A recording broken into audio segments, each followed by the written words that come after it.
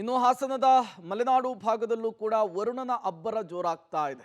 ಸತತ ಮಳೆಗೆ ಹಾಸನದಲ್ಲೂ ಕೂಡ ಸಾಲು ಸಾಲು ಅವಾಂತರಗಳು ಸೃಷ್ಟಿಯಾಗ್ತಾ ಇದೆ. ಹಾಸನ ಜಿಲ್ಲೆಯ ಸಕಲೇಶಪುರ ತಾಲೂಕಿನಲ್ಲೂ ಜೋರು ಮಳೆ, ಧಾರಾಕಾರ ಮಳೆಯಿಂದ ರೈಲ್ವೆ ಹಳಿ ಮೇಲೆ ಗುಡ್ಡ ಕುಸಿತವಾಗಿದೆ. ಎಡಕುಮಾರಿ ಶಿರುವಾಗಿಲು ಬಳಿ ರೈಲ್ವೆ ಹಳಿ ಮೇಲೆ ಗುಡ್ಡ ಕುಸಿತವಾಗಿರುವಂಥದ್ದು. ಗುಡ್ಡವನ್ನು ತೆರವುಗೊಳಿಸುವಂತಹ ಕಾರ್ಯಾಚರಣೆಯನ್ನ ಸಿಬ್ಬಂದಿಗಳು ಮುಂದುವರಿಸಿದ್ದಾರೆ. ಮಣ್ಣನ್ನು ತೆರವುಗೊಳಿಸೋದಕ್ಕೆ ಮಳೆ ಅಡ್ಡಿ ಆಗ್ತಾ ಇದೆ ಅನ್ನೋದು ಗೊತ್ತಾಗ್ತಾ ಇದೆ. ಮಳೆಯ ನಡುವೆಯೂ ಕೂಡ ಈ ಕಾರ್ಯಾಚರಣೆಯನ್ನ ಸಿಬ್ಬಂದಿಗಳು ಚುರುಕುಗೊಳಿಸಿದ್ದಾರೆ. ಮರಳಿನ ಮೂಟೆಯನ್ನ ಜೋಡಿಸಿ ಮಣ್ಣು ಕುಸಿಯದಂತೆ ತಡೆಗೋಡೆಯನ್ನ ತಾತ್ಕಾಲಿಕವಾಗಿ ನಿರ್ಮಿಸಿದ್ದಾರೆ. ಇವತ್ತು ಕೂಡ ಈ ಮಾರ್ಗದ ಕೆಲ ರೈಲುಗಳ ಸಂಚಾರವನ್ನು ಸ್ಟಾಪ್ ಮಾಡಲಾಗಿದೆ.